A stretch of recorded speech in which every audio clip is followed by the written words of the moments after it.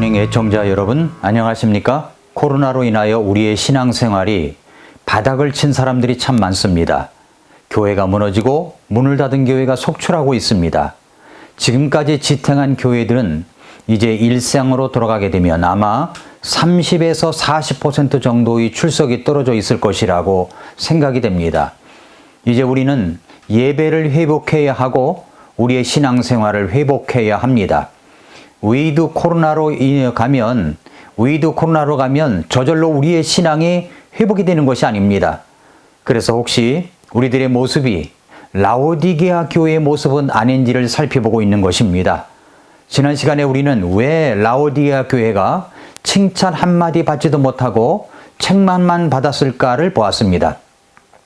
그들은 차지도 뜨겁지도 않았기 때문입니다. 그들은 자만심이 가득 차 있었기 때문입니다. 그들은 자신들의 모습을 진실하게 돌아볼 줄 몰랐기 때문입니다. 그렇다면 이제 라오디게아 교회와 같은 모습을 가진 교회들, 성도들은 어떻게 변화가 될 수가 있겠습니까? 어떻게 회복될 수 있을까요? 예수님의 권고는 무엇입니까? 회복을 권고하는 말씀이 오늘 본문의 말씀 속에 들어 있습니다. 첫째로 내 자신을 진단하고 바르게 치유하라라는 겁니다. 오늘 말씀 3장 18절에 보니까 내가 네게 권고하노니 너는 내게서 불로 정제한 금을 사서 부유한 자가 되고 또 흰 옷을 사서 입어 네 벌거벗은 수치를 드러내지 말며 또 네 눈에 안약을 발라볼지니라 라고 했습니다. 자신을 진단하고 세 가지 치유책을 말씀해 주시고 있습니다. 불로 정제한 금을 사라, 흰 옷을 입으라, 안약을 바르라. 먼저 진정한 믿음을 가진 자가 되어야 한다는 말씀입니다. 너는 내게서 불로 정제한 금을 사서 부유한 자가 되고 라고 말씀했습니다. 베드로전서 1장 7절에서 이렇게 말씀하셨죠. 이것은 너희 믿음의 단련이 불로 단련해도 없어지는 금을 단련하는 것보다 훨씬 더 귀하여 예수 그리스도께서 나타나실 때에 칭찬과 존귀와 영광으로 드러나게 하려 함이니라 말씀했습니다. 불로 정제한 금이라고 하는 것은 믿음을 말하는 겁니다. 믿음이 있으면 진정한 부자가 될 수 있습니다.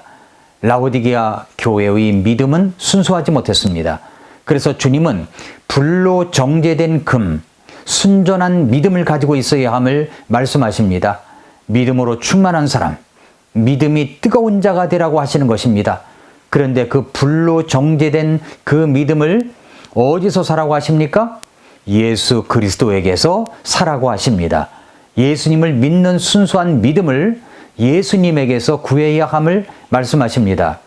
라오디게아 교회는 성도들은 또 인생의 헛된 가치들로 채워 영적으로 가난해졌기 때문에 예수님으로부터 불로 정제된 그 믿음으로 자신을 부유하게 하라고 권고하고 계시는 것입니다. 말씀하고 계시는 것입니다. 저와 여러분에게도 마찬가지입니다. 나의 미지근한 신앙은 어떻게 바뀌어질 수가 있습니까? 자신을 진단해 보십시오. 여러분의 믿음은 현재 어떤 상태에 있습니까? 두 번째는 흰옷을 사서 입으라고 그랬습니다. 또 흰옷을 사서 입어 네 벌거벗은 수치를 드러내지 말며 라고 말씀했습니다. 흰옷을 사서 입어 벌거벗은 수치 좀 가리라고 하십니다. 부끄러운 줄도 모르고 드러내놓은 모습이 정말 우습지 않습니까? 자신의 치장을 위해서 명품 옷을 사서 입었습니다. 명품 옷을 걸치니까 핸드백이 안 어울립니다. 그래서 핸드백도 바꿉니다. 또 아래를 보니까 신발이 안 어울려요. 그래서 또 신발을 바꿉니다. 그렇게 하고 났더니 귀걸이가 안 어울려요. 그래서 그것도 바꿉니다. 헤어스타일도 명품백과 어울리게 바꿉니다. 자신을 위해서는 그렇게 비싼 것도 사서 입을 줄 알고 들고 다닐 줄 알면서 여러분은 여러분의 영혼이 아름답게 되기 위하여 얼마나 대가를 지불하고 있느냐라는 말씀입니다. 흰 옷이라고 하는 것은 주님의 성결한 옷, 거룩한 의의 옷을 말하는 것인데 그렇게 말씀을 듣고 내 것으로 삼음으로 내 자신이 주님의 옷으로 입는 것입니다. 주님의 옷을 치장하고 다니는 것입니다. 세 번째는 안약을 바르라고 하십니다. 또 네 눈에 안약을 발라볼지니라. 안약을, 황금을 보기에는 빠른 눈, 정확한 눈, 예리한 눈을 가지고 있을지 모르지만 주님의 영광을 보는 눈, 주님께서 말씀하신 이 사명의 눈을 보는 것은 어두워졌습니다. 주님은 네 눈에 필요한 것은 영적인 안약이라고 하십니다. 그래서 주님의 영적인 일들이 눈에 보이게 되는 거죠. 그렇지 않으면 볼 수가 없습니다. 주님은 영적인 처방으로, 가장 근원적인 질병으로, 영혼의 질병으로 눈먼 것이라고 하였는데, 주님의 일에 대한 눈먼 것은 주님이 주신 영적인 안약을 발라 고쳐질 수가 있습니다. 안약을 바르십시오. 자신을 진단해 보십시오. 자신을 성찰해 보시기 바랍니다. 예수님의 권고는 이것입니다. 진정한 믿음을 가진 자가 되어라. 그렇게 되기 위하여 불로 정제된 금을 사라. 흰옷을 입으라. 안약을 바르라. 그리고 또 말씀하십니다. 두 번째로는 열심을 내고 회개하라 라고 했습니다. 오늘 말씀에 19절 말씀에 보니까 내가 사랑하는 자들을 다 책망하고 징계하노니 그런즉 열심을 내고 회개하라. 이 책망을 주시는 분이 누구십니까? 내가 라고 하십니다. 주님이십니다. 우리가 어떤 형편에 있든지 우리 주님은 우리를 사랑하십니다. 그 사랑으로 우리를 대하십니다. 그래서 우리가 바른 길로 돌아서기를 바라고 계시는 것입니다. 여기 열심을 내라. 그런즉 열심을 내고, 열심을 내야 합니다. 뜨거워야 합니다. 뜨거워야 합니다. 차갑지도 아니하고 뜨겁지도 아니한 그들의 상태를 주님께서 지금 책망하시지 않았습니까? 그러니까 주님은 우리가 열심을 내기를 바라고 계시는 겁니다. 주님은 내가 뜨거워지기를 원하십니다. 주님은 누군가에게 시원한 사람이 되라는 것입니다. 여러분은 정말 뜨거운 사람입니까? 가슴에 손을 대보십시오. 뜨겁지 않습니까? 가슴이 고동치지 않습니까? 그렇게 뜨거운 가슴에 고동치며 가슴이 식히는 일을 하는 사람들이 그 행복은 얼마나 크겠습니까? 누군가를 시원하게 해주는 것 얼마나 놀라운 일입니까? 그렇게 뜨겁든지 차갑든지 그렇게 하라는 겁니다. 로마서 12장 11절에서 이렇게 말씀하셨습니다. 이 일을 게을리하지 말고 영이 뜨거운 가운데 주를 섬기며 라고 했습니다. 우리의 영이 뜨거운 가운데 주님을 섬겨야 합니다. 영이 뜨거운 사람은 열심을 나타냅니다. 영이 미지근한 사람은 주님의 일을 외면합니다.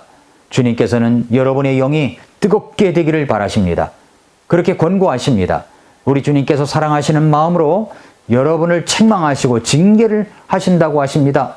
그런즉 열심을 내라고 하십니다. 뜨겁게 되라고 하십니다. 회개하라고 하십니다. 열정이 있으면 자동적으로 따라오는 것이 회개입니다. 회개란 내가 잘못된 자리에서 돌아서서 주님께서 원하시는 자리, 그 길로 오는 것을 말합니다. 진정한 믿음을 가진 자가 되십시오. 여러분의 마음의 뜨거움을 회복하고 제자리로 돌아오십시오. 그것이 바로 회개입니다. 회개하라.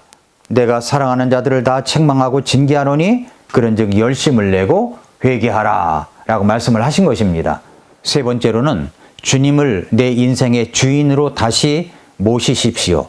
요한계시록 3장 20절에 보니까 보라 내가 문에 서서 두드리노니 누구든지 내 음성을 듣고 문을 열면 내가 그에게로 들어가 그와 함께 만찬을 먹고 그는 나와 함께 먹으리라. 내 인생 속에서 주님을 밖으로 밀어낸 적은 없습니까?